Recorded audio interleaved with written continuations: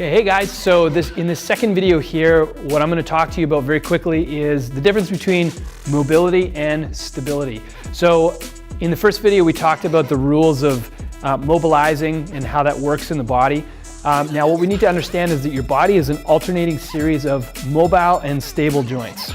All right, so for example, your toes are mobile, foot stable, ankle mobile, knee stable, hip mobile, and so on.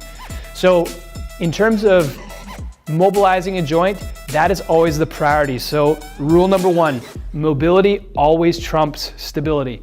So if you're struggling on trying to figure out what to do, what should I work on, always work on the mobility before you're working on stabilizing anything like the knee or the foot or the lower back.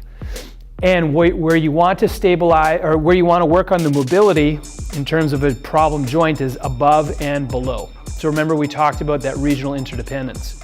So the second thing that you want to be mindful of when we're talking about mobility versus stability is you always want to start with as proximal as possible, or as towards the spine as possible, before working on anything towards the extremity. For example, you have a shoulder mobility issue, but you also have a thoracic mobility issue.